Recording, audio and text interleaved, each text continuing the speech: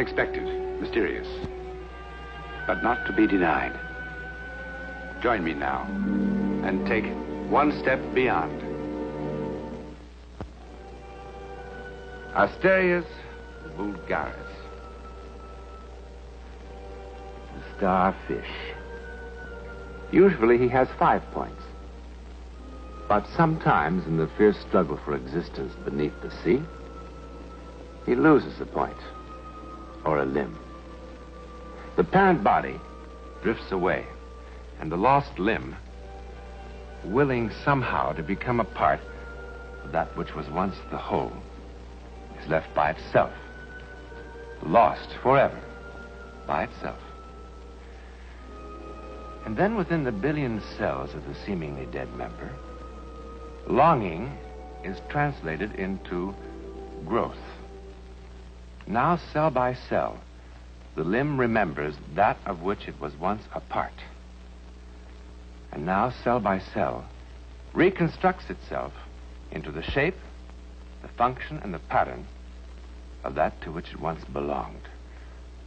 Until finally, memory becomes reality. A new starfish has been created. This was done by a very common creature. Asterius vulgaris, the common starfish.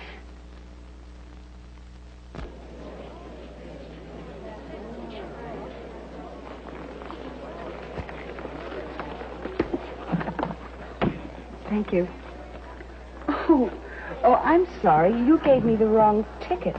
This is for the train to Seaside. Well, that's what you said. Oh, no, I'm sure I said Woodmere. All right, lady.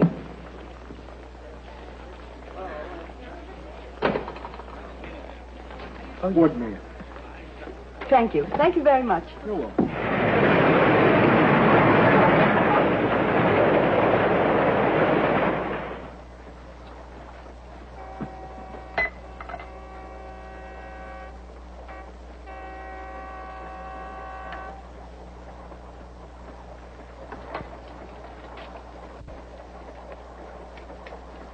Please, miss? Yes. You're on the wrong train, miss. We're going to Seaside. Oh, no. No, I'm going to Woodmere. Yes, that's the way your ticket reads, but this train goes to Seaside. Seaside? Well, I will have to change. You can't.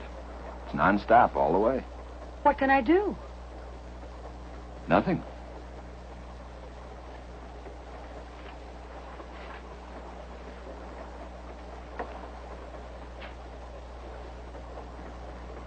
Seaside?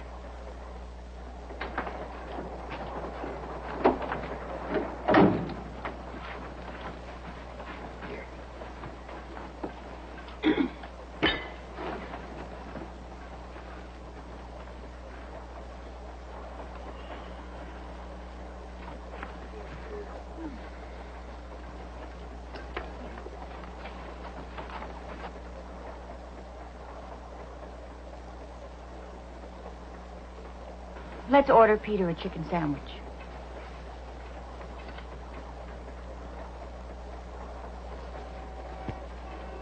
Norman, that girl's staring at you with the most peculiar expression on her face.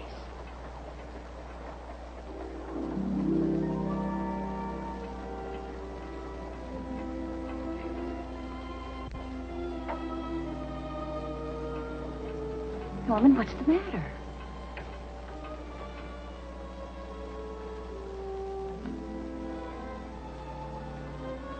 Norman, do you know her?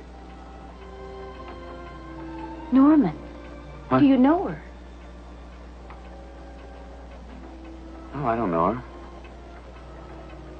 I never saw her before. In my life.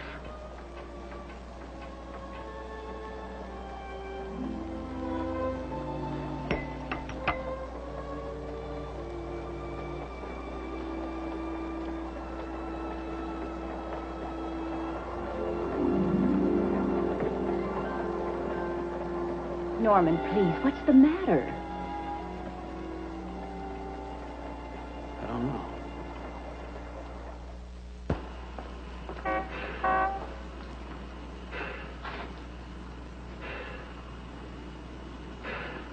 Hello. Yes, ma'am. What time is the next train for Boston, please? There's 3 tomorrow.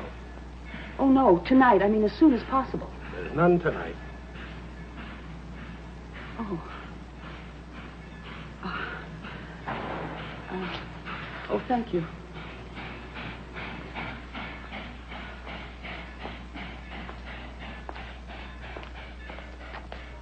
Need a taxi, lady? Oh, no, thank you. Oh, yes. Yes, I want to go to a hotel. Anyone particular? No. No, I've never been here before. Well, I can make a recommendation. You could try the Hotel Alton. It's the newest one here. It's quiet, comfortable, nice people go there. I want to go to the Seacliff House. Those your bags? Oh, yes. I thought you said you were never here before. Taxi's over there, lady.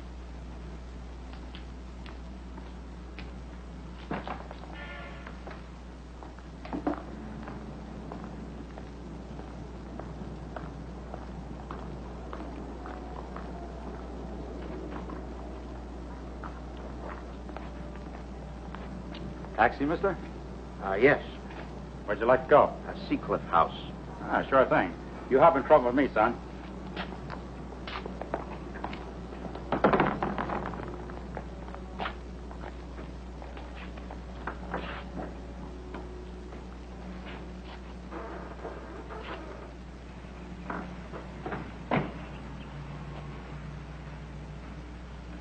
Well, here we are. 2 fares and both to the same place. Tell you what I'll do. I won't charge you 2 fares or as little as 1. Is that fair enough? You folks just make yourself comfortable and I'll take care of your baggage.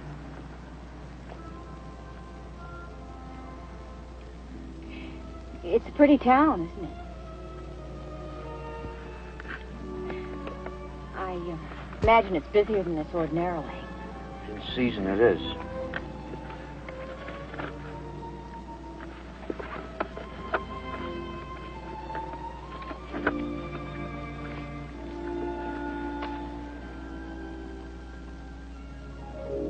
Thank you.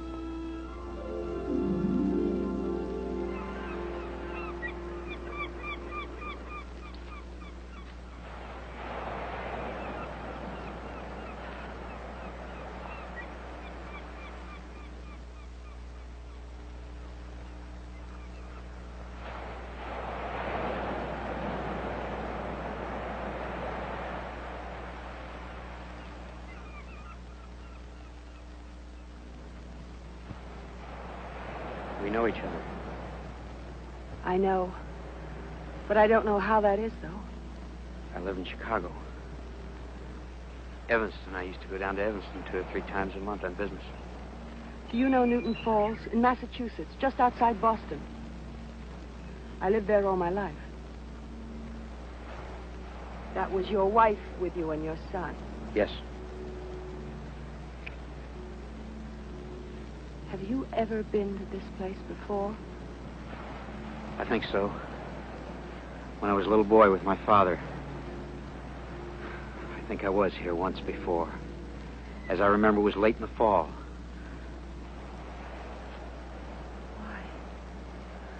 Why do you make me feel so unsettled?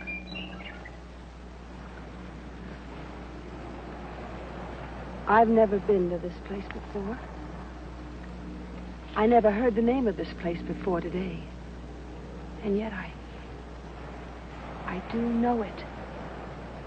I have a feeling that this is second chance. Yes. This is the second chance. Look. There they are. They fly south and nest. Far places. And then something draws them back again. And the fledglings return from wherever their parents came. Did you know that sometimes year after year, without ever having seen it before, the fledgling returns to the nest the parents used? Are you married? No. But I will be. In a month. There's something I want to tell you. No. No. No, please don't, please. I've got to tell you. My wife and I have been married for almost 10 years. I have never looked at another woman. I have never looked at another woman before. I will not.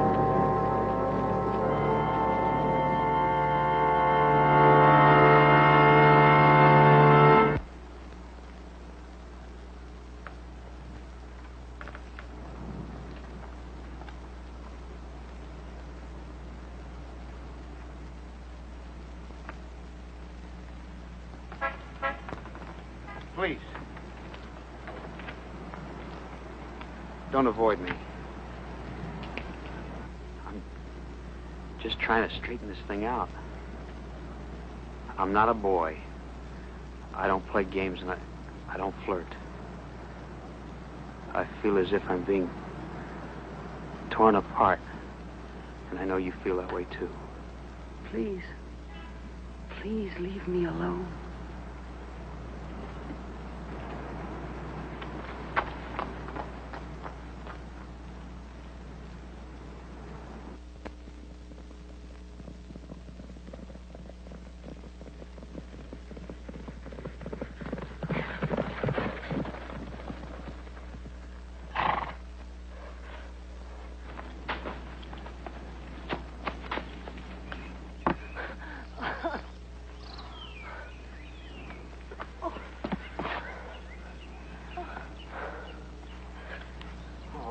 Cut your cheek.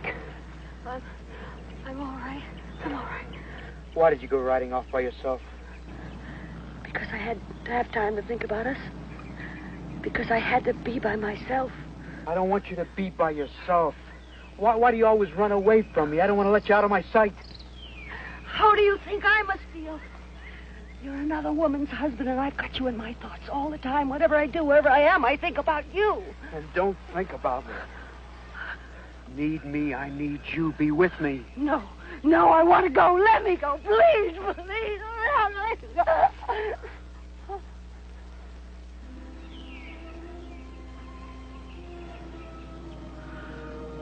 I don't know what it is, but it's clearer now. Yes. Yes.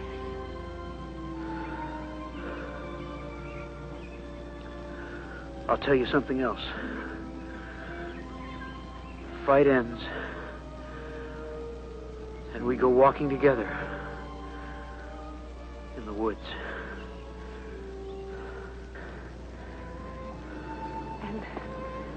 And there's a waterfall,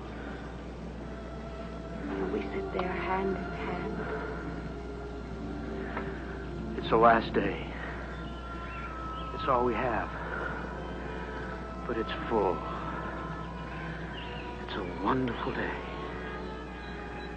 It ends sadly. Not painfully. There's just emptiness and sorrow for a while. And then it's forgotten. This is all we have, then. What? I think we can find the waterfall that way.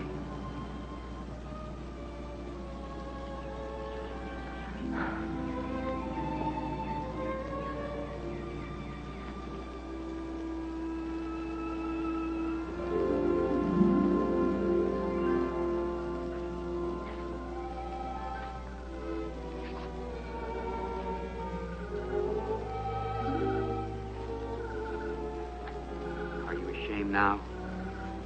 No. Because it's part of goodbye. Please. Please let me persuade you. Please stay with me. You're married and I'm engaged. We're not children. No. I'm going home. I know. I take the morning train. I know. Which of this is real and which is fantasy? Can you sort it out? I love you. I know.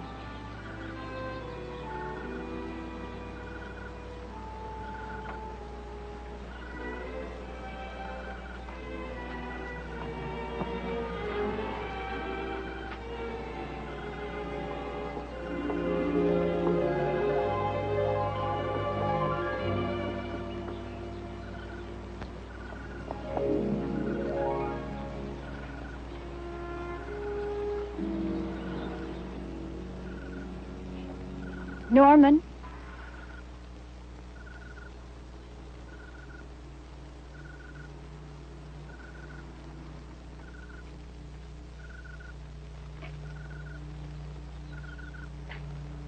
I love you. Have you stopped loving me? Or is this something else? This is something else.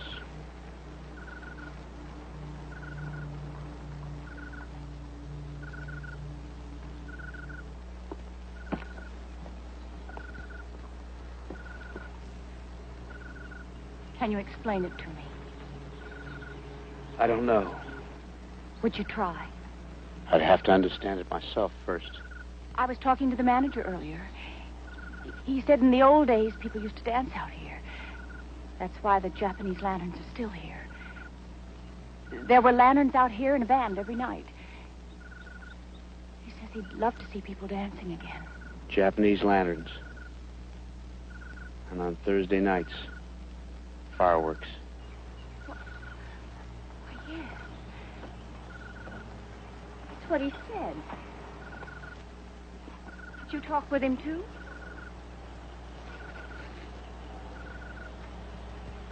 I have to see her once more.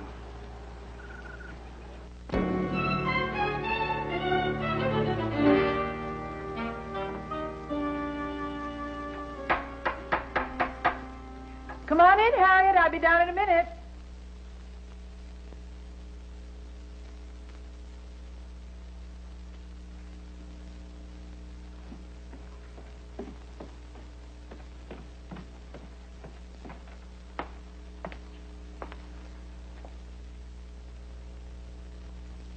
John?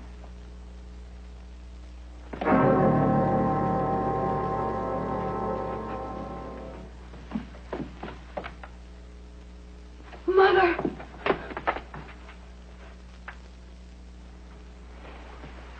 I need to tell you something. I need to tell you. What is your first name? Norman Bromley. Yes, of course. When I was young, before I married your father, I went on vacation to Seaside. I met a young man there, John Bromley. He had a very young son with him. I imagine that was you. I understood that he was married. Just the same, I was drawn to him. and he to me. We met simply enough on a cliff overlooking the sea. There were wild birds flying overhead, and we talked of the strange compulsion, that marvelous impulse that causes them to migrate so far each year. His wife was jealous. She saw him talking to me one morning and made a scene. I didn't really blame her.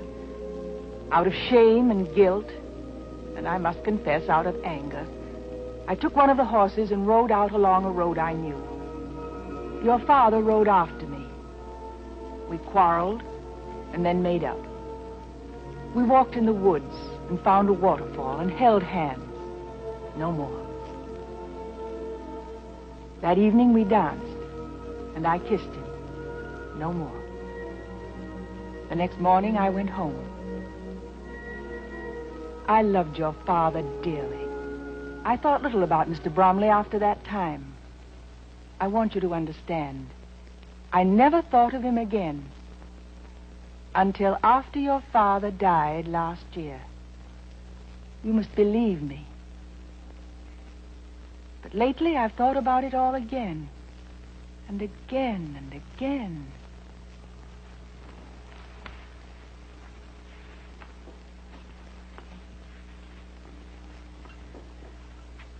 Shortly after I came back from Seaside, John came to see me. He said that he was making a good marriage with his wife.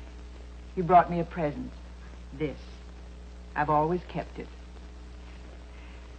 Do you remember when you were a little girl how you used to love to listen to the sound of the ocean captured in this shell? Mr. Bromley, do you understand why I've told you all this? Marianne came back from Seaside and told me what had happened. I realized that somehow, in some way that I'm not able to explain, you two were living out my dream. I want to free you. I want to free you both. Thank you. I'm free. I'm free.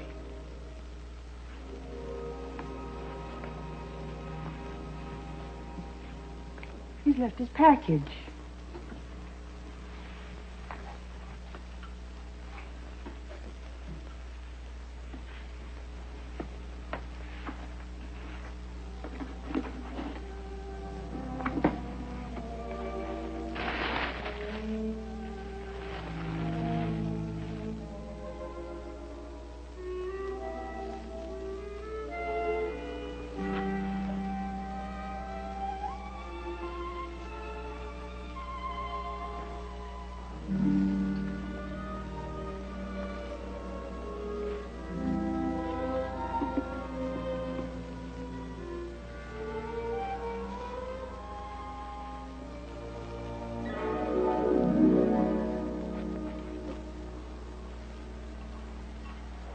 When Marianne is married and her daughter is grown, you suppose there'll be 3 shells?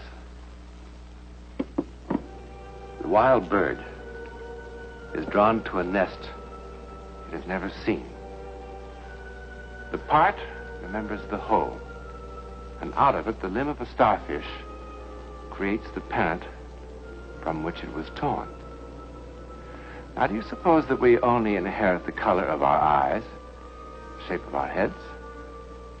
Or is there a deeper memory in every cell? A genetic memory? And we don't really know, do we?